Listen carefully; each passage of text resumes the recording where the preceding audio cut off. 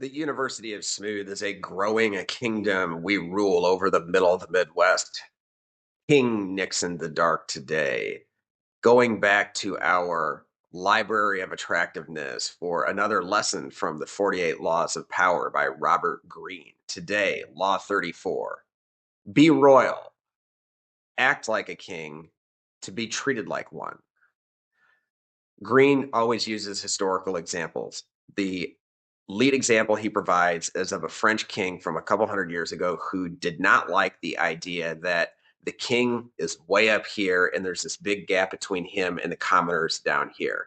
He sought to correct this imbalance by behaving more like a commoner, or at least more like a business class leader as opposed to royalty. It was disastrous. His failure to recognize his own power conferred on him by his status as king was viewed distastefully. If you fast forward to our current political climate, you'll see the same thing.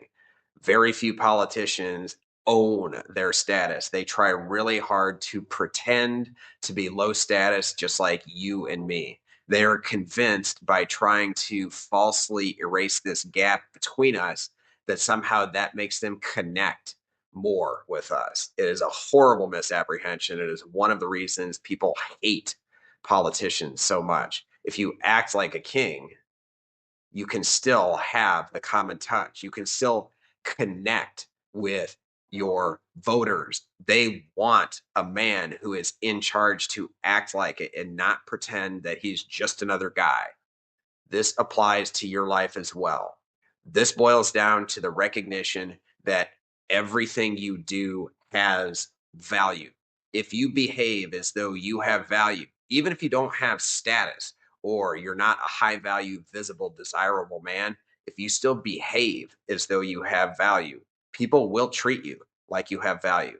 This is a distinction. This is the one of the more maligned aspects of a rule like this is that it convinces people that if you just delude yourself into thinking that you have that high status, that people will start acting like you do. And there are a few self-fulfilling prophecies in our culture of people who faked it really, really hard and eventually made it.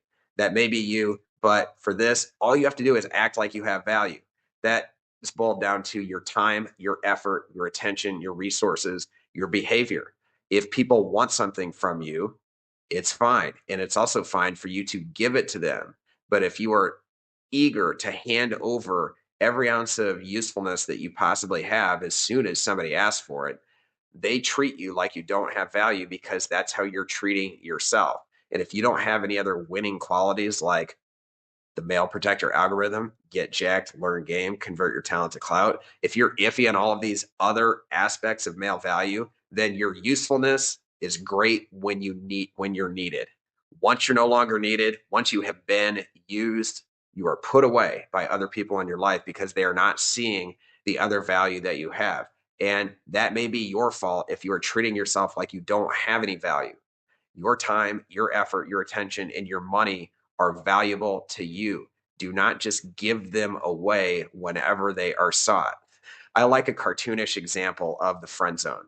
Imagine some girl, I'm sure a version of this has happened quite a few times. Her boyfriend is unavailable to help move a sofa into her new apartment. She calls her friend that she has been stringing along for a few years since college, whenever, and he's over there in a jiff. He helps her out, gets that sofa in place, helps her with every other thing she needs. Then she's like, I'm so grateful. That's wonderful. Maybe they even hang out a bit. But when it's time to get railed, she texts her boyfriend, and that dude's out of sight. His value was there when he was useful. Do not confuse usefulness with value. If you are useful, certain people that you like and appreciate in your life, they may want access to you when they need you, not when they want you. If you have value, then you become something that they want, that they think they need. That is significantly different than merely being useful when you are needed. Behaving like you have value and behaving like you have status may feel a little inauthentic to you, but if you build physicality, that will never be inauthentic because that's your body. Your social skills, they will feel slightly inauthentic until you have had enough experience to internalize them. That is internalizing the notion that you have value and conducting yourself as such. One thing I would add with this is that it's not about having status to be treated like you have status.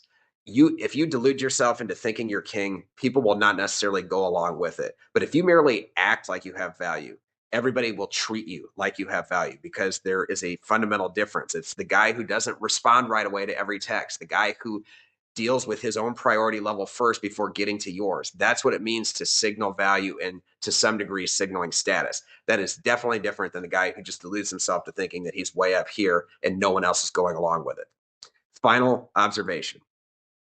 No one is entitled to your subservience unless they pay you for it. And even then, you are allowed to have some self respect. If you are an employee, naturally, you have a boss who will make demands upon you. Those are the terms of your employment. Everybody deals with that. You can conduct yourself with self respect, and it doesn't necessarily mean that you have to be fully subservient. You may be subservient in the chain of command, but that does not mean that you must behave in a completely subservient manner when you are dealing with your superiors. And in regular life, and especially with women, you do not owe anyone subservience. Keep this in mind as you build your own value.